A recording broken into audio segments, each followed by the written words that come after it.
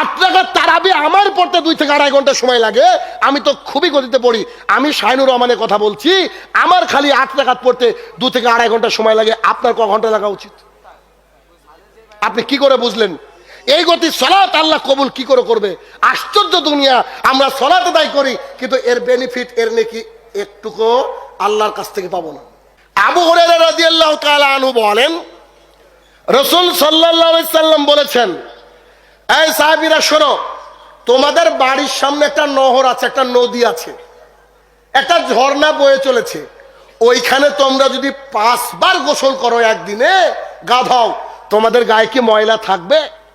সাহাবায়ে কেরাম বলছে, বলেন কি আপনি, একবার গা ধুলেই তো থাকে না, 5 বার ধুলে থাকবে মানে? তখন মুহাম্মদ সাল্লাল্লাহু আলাইহি ওয়াসাল্লাম বলছে, এটা হচ্ছে সালাতের মিসাল, সালাতের উদাহরণ, এক্সাম্পল। কেমন? কোন ব্যক্তি যদি দৈনিক 5 ওয়াক্ত সালাত আদায় করে, প্রতিদিন যত পাপ করে, যেমন করে গা ধুলে গায়ে ময়লা থাকে না, 5 বার গা ধুলে একটুও থাকবে না, তেমন করে প্রতিদিন 5 বার সালাত আমাদের সমস্ত পাপকে মিটিয়ে দেয়। তাহলে এর মধ্যে এবার এমন লোক আছে নাকি যারা পাপ করে না? আছে কেউ? আমরা সবাই পাপী, তাই না?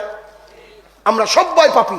তাহলে আমরা যদি সবাই পাপী হই, তাহলে আমাদের উচিত পাপ করার সাথে সাথে সালাতও আদায় করা, যাতে করে সালাত আদায় করলে পাপও করলাম, আবার সালাত আদায় করলাম, পাপ আর সালাতে কাটাকাটি অন্তত 0 ব্যালেন্সে থাকলাম, ঠিক না?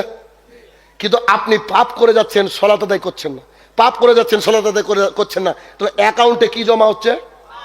পাপ। এবার যদি আপনি সালাত আদায় করছেন, পাপ কমিয়ে দিয়েছেন, সালাত আদায় করছেন, পাপ কমিয়ে দিয়েছেন, এক সময় আপনার সালাত থাকবে, অ্যাকাউন্টে নেকিতে ভরে যাবে, আর পাপ সামান্য থাকবে, ওগুলো ফুটবলের মতো উড়ে যাবে। তাহলে আবু হুরায়রা রাদিয়াল্লাহু তাআলা আনহু থেকে, এই হাদিস থেকে আমরা প্রমাণ পেলাম যে আমরা যদি দৈনিক 5 ওয়াক্ত সালাত আদায় করি, আল্লাহ সুবহানাহু ওয়া তাআলা আমরা যতদিন যে প্রত্যেকদিন পাপ করি, এই পাপকে আল্লাহ কি করবেন? ডিলিট করে দেবেন, সব শেষ করে দেবেন। জাবের রাদিয়াল্লাহু তাআলা আনহু বলেন, রাসূল সাল্লাল্লাহু আলাইহি সাল্লাম বলেছেন, সালাতের নেকি 3 ভাগে বিভক্ত। কোন ব্যক্তি যদি সালাতের নেকি চায়, এই সালাতের নেকি হচ্ছে 3 ভাগে বিভক্ত। 1, সুন্দর করে ওযু করতে হবে। 2, সুন্দর করে রুকু করতে হবে।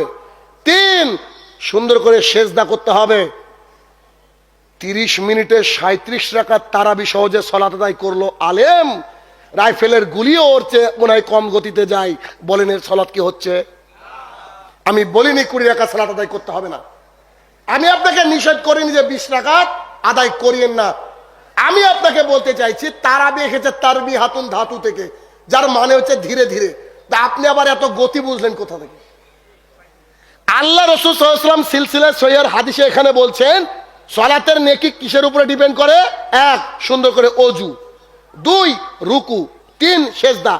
তো আপনি যে রুকুতে গিয়ে থাকলেনই না, আল্লাহু আকবার, সামি আল্লাহু লিমান হামিদা, there is no space between আল্লাহু আকবার এন্ড সামি আল্লাহু লিমান হামিদা, এই দুটোর মাঝে যে কোনো স্পেসই পেলেন না, এত দ্রুত আপনি সালাত আদায় করলেন, এই সালাত কি আল্লাহর কাছে টিকবে? জি, টিকবে কি? দেখেন, টিকবে না। দলিল নেন আরেকটা, সহিহ বুখারী, মূল বুখারী 104 নম্বর পৃষ্ঠার হাদিস। একটা হাদিস যদি মিরেশ পাড়ার লোককে আমি বুঝাতে পারি, আমার জন্য যথেষ্ট। একটু ভালো করে খেয়াল করবেন। কি? একজন ব্যক্তি সালাত আদায় করছে এখানে, আর মুহাম্মদ সাল্লাল্লাহু আলাইহি ওয়াসাল্লাম এখানে বসে আছে। তো সালাত আদায় করে এসে রাসূল সাল্লাল্লাহু আলাইহি ওয়াসাল্লামকে বলছে, আসসালামু আলাইকুম। মুহাম্মদ সাল্লাল্লাহু আলাইহি ওয়াসাল্লাম বলছে, ওয়ালাইকুম আসসালাম, ইরজি ফাসাল্লি ফাইন্নাকা লাম তুসাল্লি। এই তুমি সালাত আদায় করোনি, তুমি সালাত আদায় করো। আচ্ছা, যে লোকটাকে এই কথা বলেছে মুহাম্মদ সাল্লাল্লাহু আলাইহি ওয়াসাল্লাম, ও তো দেখছেই বসে আছে। তো আমি যদি বসে থাকি আর আপনাকে যদি বলে আপনার সালাত হয়নি, এর পরের সালাত কি জোরে হবে নাকি আসতে হবে? সুন্দর করে হবে না? সর্বোচ্চ সুন্দরভাবে হবে। তো এবার করেছে কি, ওই ব্যক্তি আবার সালাত আদায় করে রাসূল সাল্লাল্লাহু আলাইহি ওয়াসাল্লামকে গিয়ে সালাম দিচ্ছে। রাসূল সাল্লাল্লাহু আলাইহি ওয়াসাল্লাম বলছে, ইরজি ফাসাল্লি ফাইন্নাকা লাম তুসাল্লি। বাক্যটা একটু আমার কাছে কেমন লাগছে? মুহাম্মদ সাল্লাল্লাহু আলাইহি ওয়াসাল্লাম যদি এই বাক্যটা এভাবে বলতেন, তুমি সালাত আদায় করেছো কিন্তু ভালো হয়নি। কি করেছো? সালাত আদায় করেছো কিন্তু ভালো হয়নি। তোমাকে বলছি তুমি সালাতটা ভালো করে আদায় করো। কিন্তু মুহাম্মদ সাল্লাল্লাহু আলাইহি ওয়াসাল্লাম কি বলছেন? তুমি সালাত আদায় করনি, তুমি সালাত আদায় করো। এবার সেই ব্যক্তি আবার আসলেন, এবার বলেন তো কি করে সালাত আদায় করবে? আগের চেয়ে আরো সুন্দর করে। এবার সালাত আদায় করার পরে এসে বলছেন আসসালামু আলাইকুম। মুহাম্মদ সাল্লাল্লাহু আলাইহি ওয়াসাল্লাম সালামের উত্তর দেওয়ার পর বলছে ইরজে ফাসাল্লি ফাইন্না কালাম তুসাল্লি, তুমি সালাত আদায় করনি, তুমি সালাত আদায় করো। এবার সেই ব্যক্তি 3 বার সালাত আদায় করার পরে রাসূল সাল্লাল্লাহু আলাইহি ওয়াসাল্লামকে বলছেন আমাকে শিখান, কি করে সালাত আদায় করতে আমি জানি না, আমি যে নামাজ কি করে পড়তে হয় আমি জানি না, আপনি আমাকে শেখান। এখন এই বাক্য বলার পরে রাসূল সাল্লাল্লাহু আলাইহি ওয়াসাল্লাম বলছেন, বাক্য খুব মনোযোগ সহকারে নজর দিবেন, বলছে যে ব্যক্তি সালাত আদায় করে কিন্তু মুরগি পাখি ধান খাওয়ার মতো করে ওই সেজদা করে, সেজদা থেকে উঠে পড়ে, রুকু করে দ্রুত উঠে পড়ে, তার সালাত আল্লাহর দরবারে গৃহীত হবে না। মাগরিবের পরে 6 রাকাত যে আওয়াবিন পড়লেন, বলেন কি করে এটা আল্লাহর কাছে গৃহীত হবে? জি, আপনি সালাতটা পড়লেন, আপনি ধীর গতিতে সুন্দর করে তো পড়তে পারতেন, এত গতি কেন আপনার? আপনার পিছনে একদিন আমি সালাত আদায় করে দেখছি, সূরা ফাতিহার অর্ধেকই পড়তে পারিনি, আপনি রুকু থেকে সিজদায় চলে গিয়েছেন। কেন? ওই সময় কি আপনার টয়লেট লেগে থাকে নাকি? বাদ বাকি তো হুক্কা হওয়া জিকির করার সময় আপনার অভাব নাই। আপনি সালাত আদায় করে কি করে বুঝলেন? আয়েশা রাদিয়াল্লাহু তাআলা আনহাকে বলা হচ্ছেন, আচ্ছা বলেন তো মুহাম্মদ সাল্লাল্লাহু আলাইহি ওয়াসাল্লাম কি করে রাত্রেবেলা সালাত আদায় করতেন? তো বলছে আমাকে জিজ্ঞাসা করো না, তার সালাতের দীর্ঘতা সম্পর্কে আমাকে জিজ্ঞাসা করো না। সাহাবায়ে কেরামরা ভাবতো যে আমরা কি আজকে সাহারি খেতে পারবো, আমরা কি সাহারি খেতে পারবো?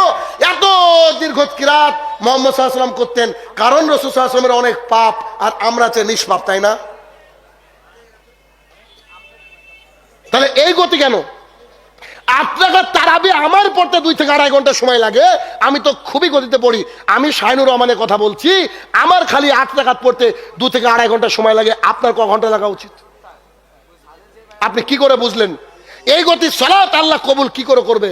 আশ্চর্য দুনিয়া, আমরা সালাত আদায় করি কিন্তু এর বেনিফিট, এর নেকি একটুকু আল্লাহর কাছ থেকে পাবো না, আল্লাহর কাছ থেকে পাবো না। কেন?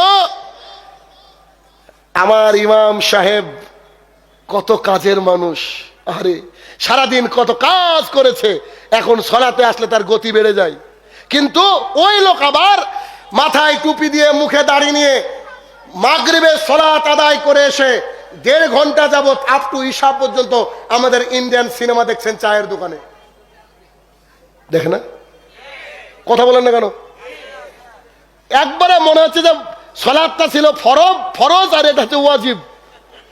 একবারে টুপি পরে আল্লাহু আকবার, এই বেশ্যালয়ের মেয়েগুলা নাচছে আর ও এভাবে তাকিয়ে তাকিয়ে দেখছে। চিন্তা করেন কি শিক্ষা দিবে এরা, জাতিকে কি শিক্ষা দিবে? আব্দুল্লাহ ইবনে ওমর রাদিয়াল্লাহু তাআলা আনহু বলেন, রাসূল সাল্লাল্লাহু আলাইহি সাল্লাম বলেছেন, তোমরা যদি কেউ আল্লাহ সুবহানাহু ওয়া তাআলার সাথে সাক্ষাৎ করতে চাও, আল্লাহ তোমাদের উপরে রেগে নাই এমন ভাবে, অবশ্যই তোমরা দৈনিক 5 ওয়াক্ত সালাত আদায় করো। জি, এই কথা তিনি বললেন। মুহাম্মদ সাল্লাল্লাহু আলাইহি ওয়াসাল্লাম বলছেন, তোমরা যদি চাও যে আল্লাহর সাথে সাক্ষাৎ করতে, আল্লাহ সুবহানাহু ওয়া তাআলা তোমাদের উপরে রেগে নেই, তাহলে তোমরা কি করো?